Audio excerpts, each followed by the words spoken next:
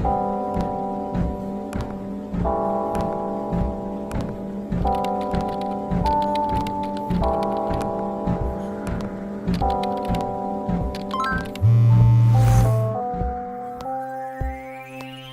get into the big topic of open source, something that we actually say. This is so awesome. We are an open culture that it's actually a big piece What is that process that a developer, or let's say, as the Kubernetes ecosystem really boomed?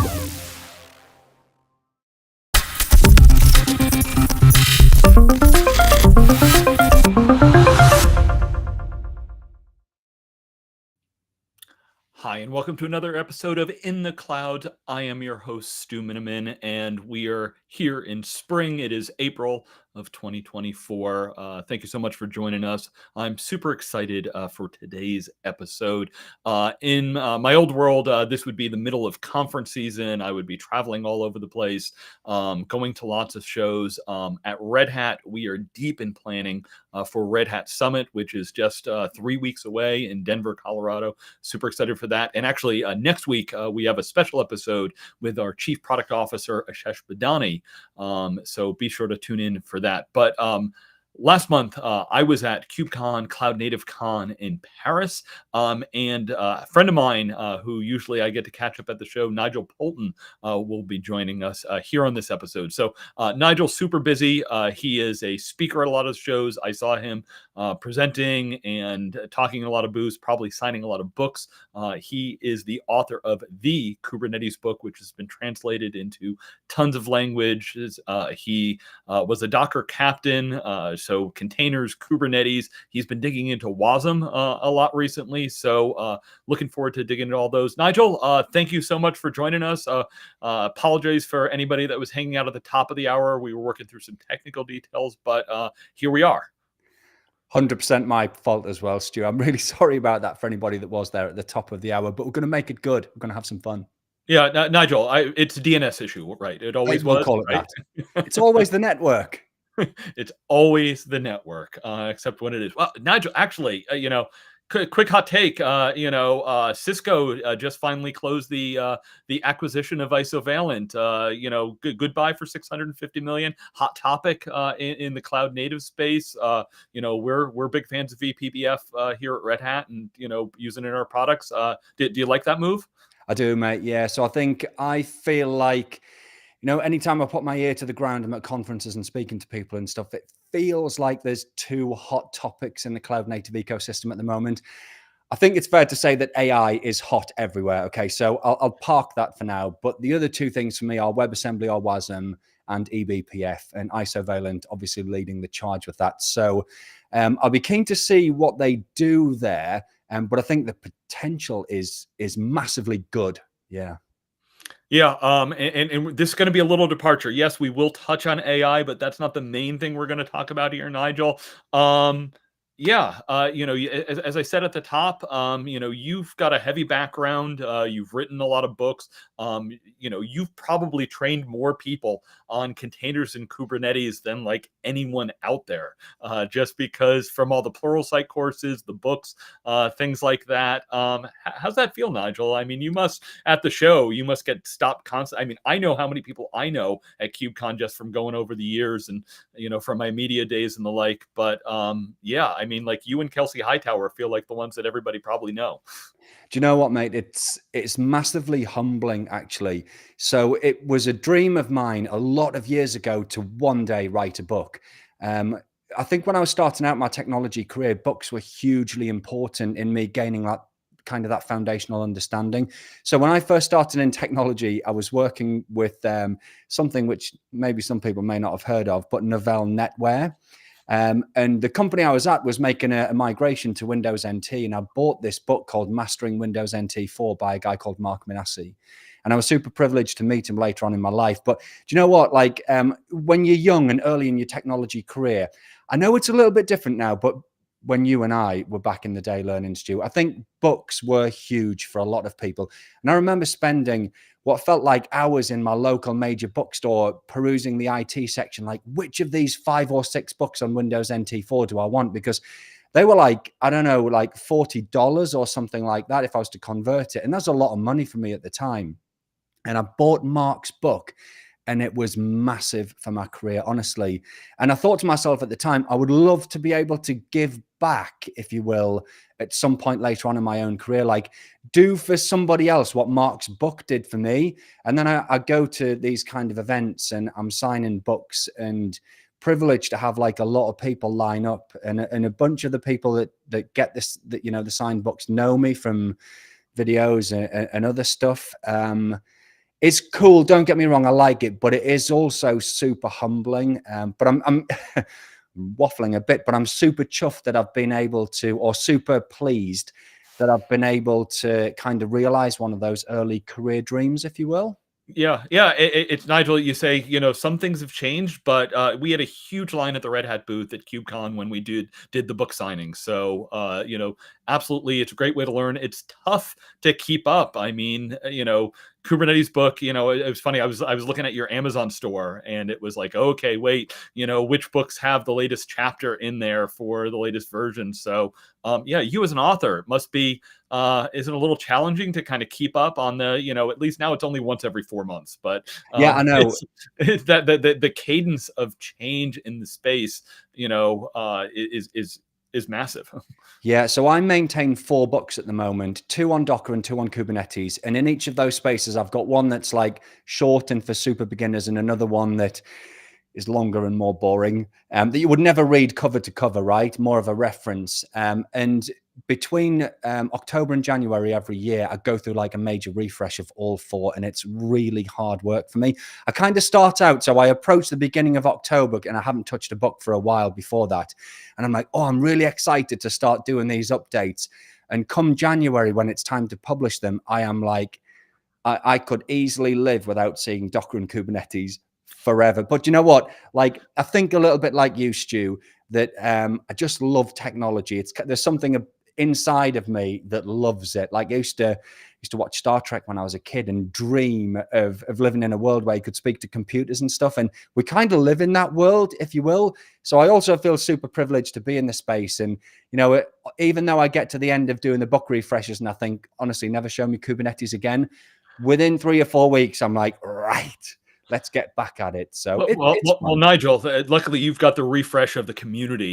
You know, when you attend the show in Paris, I'm sure is energizing for you. Yes, right, yeah. Love to hear, you know, what was your experience, that cloud native ecosystem we talked about, you know, briefly. You know, AI, of course, was, you know, big buzz at the show. The whole first day keynotes were all about AI and NVIDIA and Mistral, and you know, some really good content, because at the end of the day, I think the CNCF's narrative, which, you know, of course, at Red Hat, we like this one, is AI is a phenomenal workload to run on containers and Kubernetes. And there's a great fit there, but would love, you know, what's your take? You know, talked to a lot of people, you were working with a number of companies in the partner pavilion. So what were your key takeaways?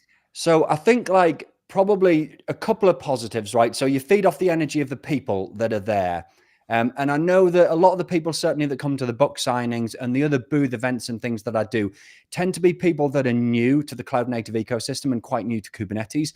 You know, it's funny because I think the first edition of the Kubernetes book that I wrote, and I believe I'm right in saying this, the first edition of the Kubernetes book was the first ever book written on Kubernetes, I think in 24, I can't remember, anyway, a while ago. Yet here we are years later. Kubernetes is 10 years old now, and we're getting thousands of people turning up to KubeCon that are brand new to Kubernetes.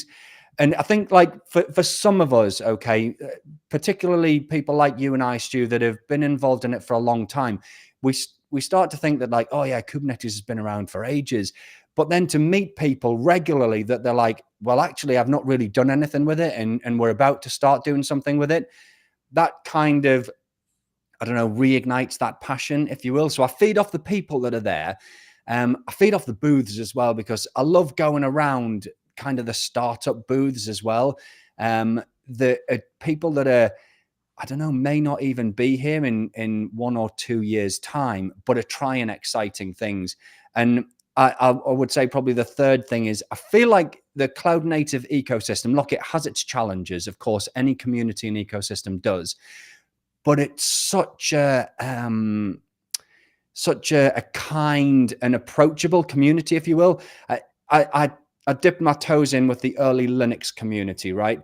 And I was very much like a prepackaged Linux person, you know, like Red Hat, I guess, that made it easy for somebody like me. But if you, in the early days at least, if you ever strayed away from like something that was already packaged for you and you had to ask the community for help,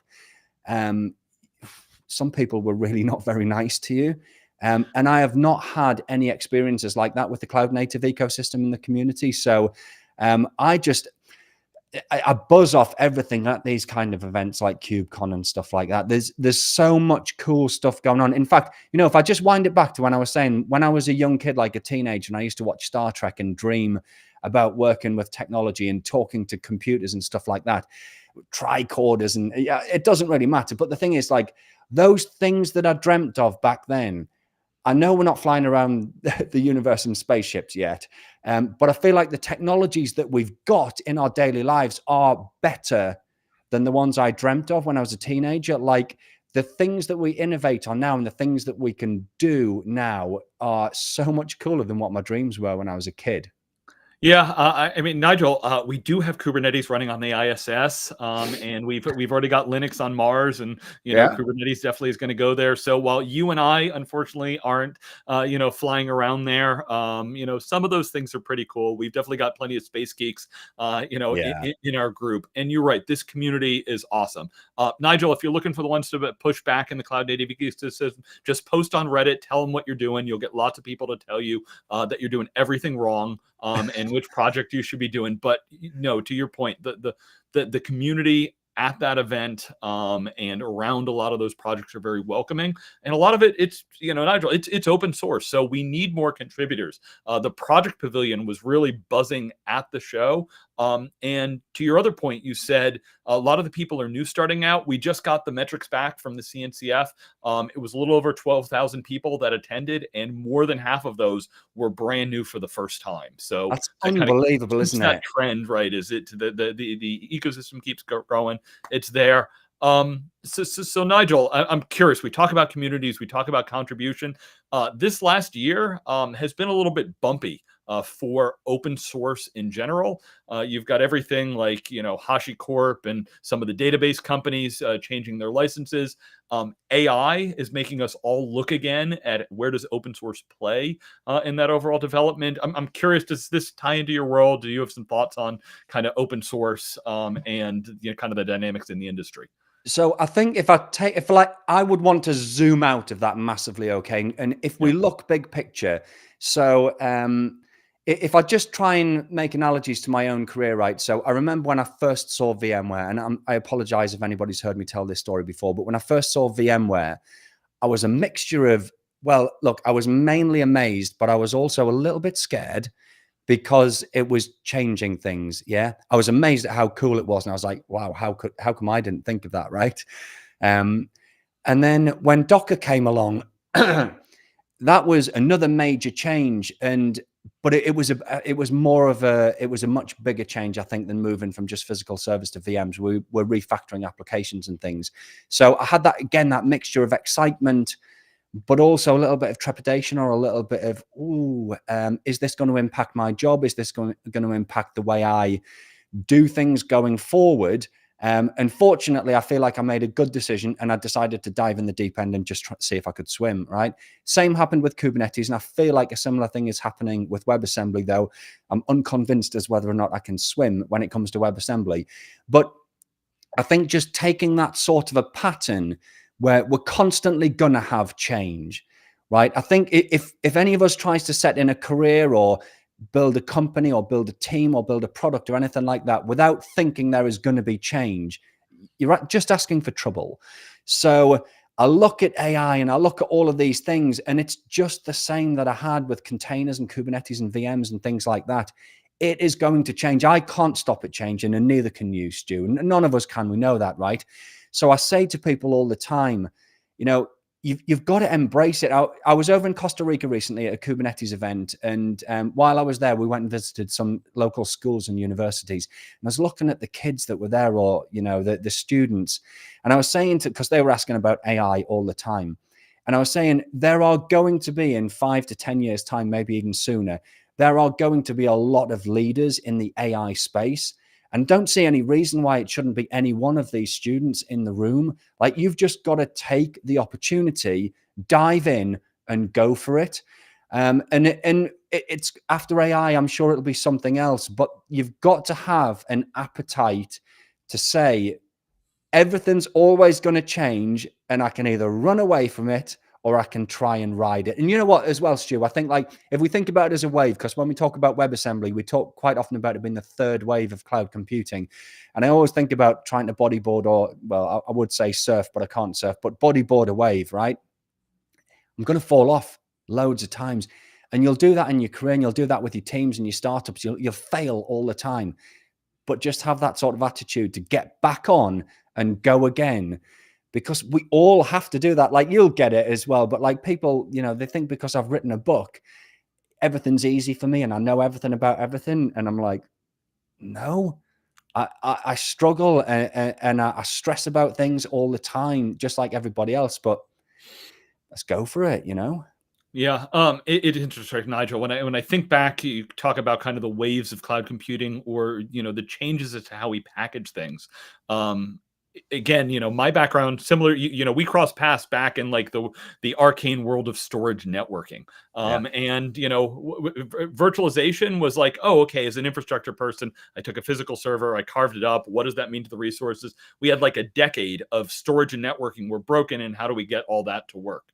When we go to containerization, the atomic unit that we dealt with was much closer to the application. Yeah. So some of the same things that we did for virtualization were the same, but some were very different. And, I don't speak application language as much as an infrastructure person that's there. And I watched the serverless world for a couple of years. And it was kind of an application down, not an infrastructure up discussion. And it feels to me WASM's that same space. It's much more in the application space. There's, of course, dependencies. And, we heard at KubeCon talking about how, WASM can run great on containers and Kubernetes. But, talk a little bit more, if you could, kind of WASM. What have you been looking at? What's resonating? What are the things that you're still scratching your head at? And how does it fit in this overall kind of balance of, my platform engineering's, a hot topic lately, but my ops team, my developers, data scientists, who cares about that these days? Yeah, so just for anybody that is maybe similar to us, Stu, that isn't coming from an application developer background, that maybe comes from operations and infrastructure, I quite often will have people that are really pleased when I tell them that, because they come from that similar background and face those same hurdles that we have. Like, oh my goodness, everything is moving closer to the application, and it scares them. And when I can say, look, I've, through a lot of hard work and a lot of mistakes and a lot of agony, don't get me wrong, have managed to cut a career that I'm comfortable with in this space, gives them a little bit of hope. So anybody that's listening and gets scared about this stuff, yes, be scared, but kind of a healthy scared, a scared that motivates you. Yeah. I think the things in the WASM space that are interesting to me. Okay. So, there's technology called the component model, which I feel has the potential, to make rather large changes to the way that we develop applications and consume dependencies and things like that. But I say potential because I think you touched on serverless as well. And I'm not here to knock serverless or anything like that. I think serverless is doing great things, but I feel like there was a time where at least some of us thought that serverless might be as big as containers and do away with containers. And at least for me, it hasn't. It's got its place, and it does a job, and it's great. I'm still, though, of the opinion that WebAssembly could do to containers what containers did to virtual machines. And let me caveat that, right, by saying virtual machines are very much still important in the cloud. But I feel like the go-to solution for anything net new for people now is the container. I wonder if, fast forward enough years, maybe 5, finger in the air, right, whether WebAssembly might be the go-to solution for anything net new in the cloud and on the edge. But a lot of people disagree with me on that and think that it might just be a little bit more like serverless, where it picks up a few bits and pieces in and around containers. But watch, if you're getting into WebAssembly, watch the component model. Okay, that's the bit I think that has a huge potential to change the way we do things. And then the last thing, if you don't mind me saying this, Stu, is so I went to WASM in Barcelona. I think it was like 2 weeks before KubeCon, maybe the week before. And I'd gone the previous year for the first ever WASM again in Barcelona. And no, the first year, I felt a little bit like if I had worn the Kubernetes t-shirt, I'd have been evicted and blacklisted and never allowed to come back.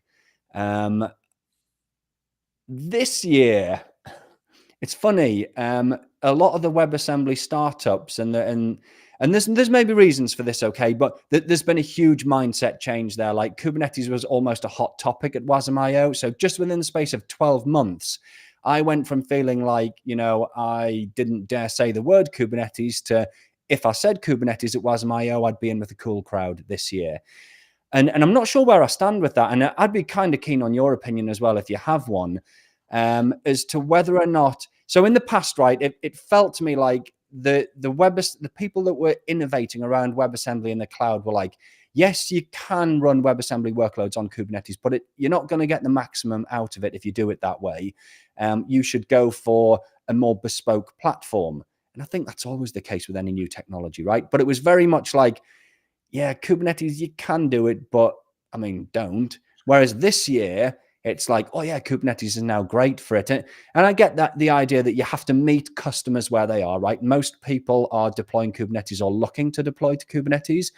And if you're going to just try and say Kubernetes is not for WebAssembly and we're a WebAssembly startup or whatever, then you're cutting yourself off from a huge market, really. So I don't know whether it's, I'm figuring out or trying to figure out, have the changes that they've made fundamentally made Kubernetes really good for WebAssembly workloads, or are they saying that in order to reach a wider market? Am I making sense with that, Stu? Yeah, no, Nigel, absolutely. And right, at a macro level, you often see a new technology comes out and it's almost a religious war. So when Docker first came out, it was Docker's going to kill, containers. I'm sorry, Docker's going to kill virtual machines. And it's funny. I remember I interviewed like Ben Gullub, who was the CEO at VMworld. And I interviewed Solomon Hykes the first time at Red Hat Summit. And of course you see later, it was funny, Scott, the current CEO of Docker, I saw an interview with him on my old friends of the Cube, and he was talking about test containers and how it works wonderful with his good friends at Red Hat OpenShift. And of course, Docker and Red Hat had a little bit of bumping as to how we monetize and how we go to market on some of these things. So over time, they kind of come together. I mean, Nigel, we saw the exact same thing in serverless. Serverless was, why would you ever do containers? This is the way to do everything. And then, who's the leader in serverless? It's Amazon. And they talk more about serverless containers almost than they talk about Lambda these days. And we're part of that with what we've done with Knative. So, one of the maxims in general is nothing ever dies in IT. So to your point, VMs are going to be around for a long time. Heck, mainframes and the like are still there. So everything's kind of additive and the lines kind of blur between these technologies. What are the key use cases? What are customers really doing? My question for you is like, when you talk about where everything's going to live, all these net new applications seem to have some kind of component of AI. I think we understand real well how AI and containers and Kubernetes fit together. Does WASM tie into that story, or will it need to tie into containers and Kubernetes to exploit that technology? I think it'll do both. I think so. And I would always say, don't quote me on anything to do with AI, because next week it'll just, potentially sound ridiculous. But I think the ecosystem at the moment certainly is looking at both options. Running AI workloads in WebAssembly, if I just call it native WebAssembly versus WebAssembly and containers on Kubernetes. But they'll also do AI within WebAssembly on containers and oh gosh, the levels of nesting there, love that. But I think they just have to hedge their bets everywhere. I know that a bunch of the startups in the space actually have got loads of demos and things out there that you can do to spin up, LLMs and things inside of WebAssembly workloads and stuff. Unfortunately, just because, so I did finish 3 of my book updates at the end of last year, but I'd put my Docker deep dive book was kind of, I wasn't updating it because it felt like, at least for the longest time, Docker had sort of stabilized, if you will. And I didn't feel like I needed to add a lot more content to it. And then last year, Docker had kind of a rebirth almost, and they've got test containers, like you say, they've got Docker Scout, Docker Debug, updates to Compose and things like that. So I'm super running behind on getting the 2024 edition update out for my Docker Deep Dive book, which is hurting me because I'm not able to spend as much time as I would like in the WebAssembly space on the AI stuff. Okay. All right. So Nigel, we've got a new thing we'd like to try on this episode. It's going to be called Questions from a Red Hat, and it's some rapid fire questions. Let's see how this goes. Oh, mate, I wish I'd had them beforehand. No. Well, that's the whole thing on the rapid fire ones. All right. So you've already stated a little bit, kind of your position on AI, but what we'd like to understand a little bit is, you personally in your home, where's AI fit in the overall discussion? What are you doing with AI? So I'm doing a lot less than the rest of my family. So my kids use their Snapchat AI assistant all the time. I caught one of my daughters using it to help her with a homework for school, a project on the moon. And my wife is currently doing a master's degree in early years education, and she is looking at, in several of her modules, how we'll be able to use AI in early years education. So I feel like, even though I'm the technologist in my house, that my kids and my wife are putting me to shame in the AI space at the moment, but I'll fix that. Well, Nigel, it's almost as if, your family helped set up these questions. So the second question actually is, when it comes to kind of teaching in school, what are things that, you think they should teach at school that you were never taught? Can I pick a non-technology one? Of course. So I think children should be taught more about financial management, how to manage a budget as the very basics, but how to invest money as well, so that they can potentially use money to work for them rather than them just work for money. I feel like a lot of children come out of school literate in science and math and English and things like that, but not financially literate. Yeah, and Nigel, so I'll tell you, so here in the States, my daughter went to kind of the traditional high school and off to university, and she got nothing in the way of the financial training. My son, on the other hand, went to the tech high school where he got, hands-on training. He works on cars. They had required budgeting, taxes, all those sorts of things, because the expectation is that they're not going to university, even though I think most of us know, sure, you might take an econ class or a statistics class, but you don't learn the kind of real world skills. Even, God, I got my master's even, and, they didn't cover any of that stuff. I learned it by reading books and talking to people. Yeah. So absolutely mistakes probably out there and the like, but I do expect it's going to be really interesting. We'll have to have you back in a year to talk about, your wife's findings on AI and where that all things, because for a lot of us, it's always like, how do we learn about the new stuff? It's awesome to have, teenagers or younger people to talk to. And for me, Nigel, I don't know about you, but, when I'd get together with family, it's not like we're talking about cloud computing, but when I do get together with family, we can talk about AI. Yeah. Do you know what's interesting?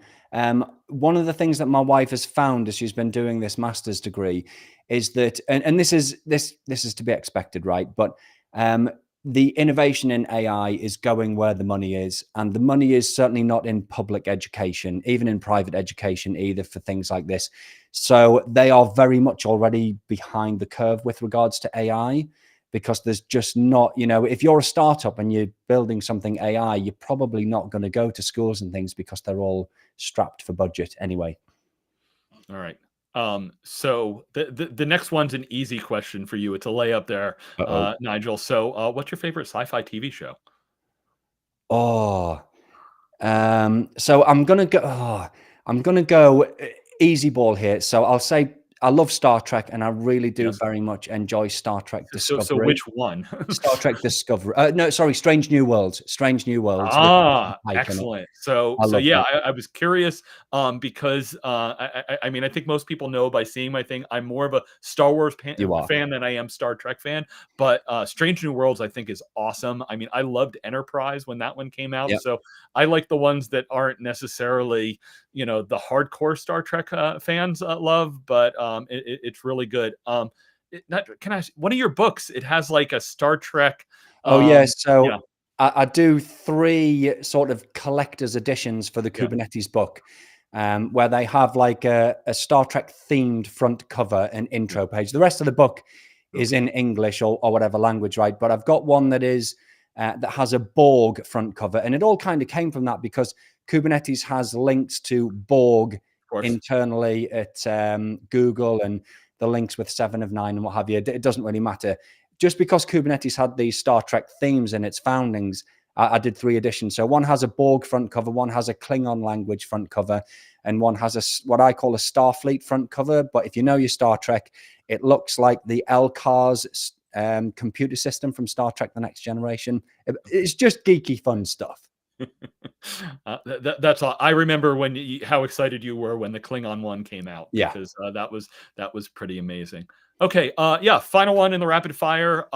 There any new apps that you've impressed you lately in the last few months? I don't know about you, but for me, oftentimes it's like, oh God, I go like a year without adding a new app, and then somebody will tell me about something new. I'm like, oh my God, why didn't I know about that? So my memory is terrible. Let me just have a look at my phone very quickly and see if Yeah, there's any. it's my wife and I have been playing with some of the language tutor ones there. So yeah, I've got one called Drops that I've been playing with because trying to learn a little bit of German. And she's been doing the classic Duolingo. Yeah, so do you know what? My kids love Duolingo, especially my youngest. She learns Japanese with it and just is obsessed with Japanese culture. For me, I'm going to be. This is embarrassing, but I have almost a 400-day Snapchat streak with my middle daughter, and that is I have snapped her and she snapped me every single day since I first got Snapchat. Which is, let me just. I'll do this very quickly, Stu. I'll tell you officially. A 326-day. I probably shouldn't put that on, actually. 326-day streak. So I've had Snapchat for less than a year. So we'll call that new. But my daughters do cringe at the kind of snaps I send. I think I'm cool, and I think I'm tech savvy. Yeah, Not. Nigel. Yeah, I mean, you're keeping young out on the soccer pitch. Yeah. I tried a couple of times to figure out Snapchat, and I realized I think I'm just too old for it. So, yeah. Yeah. All right.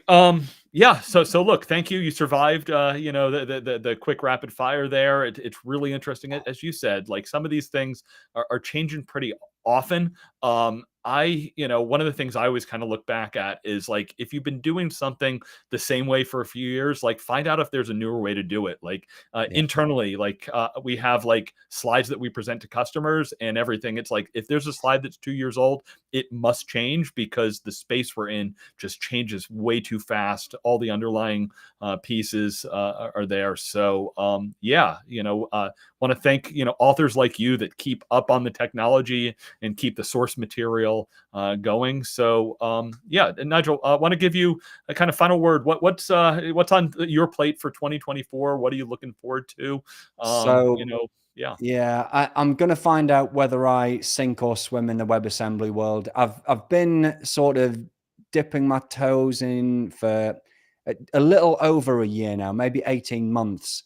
And I just need to bite the bullet and go for it. So if we do this in a year's time or whatever, I'll either be loving WebAssembly and killing it in that space, or I'll be like, don't mention WebAssembly to me. But you know what? On the topic of what you were saying there about change and stuff like that, this applies to me going into the WebAssembly space, but it applies to anybody that wants to do something a different way. Like you're saying, I say this all the time, right? We live in a golden age of technology, But as part of that golden age, it's also a golden age for learning new technologies and learning new ways of doing things.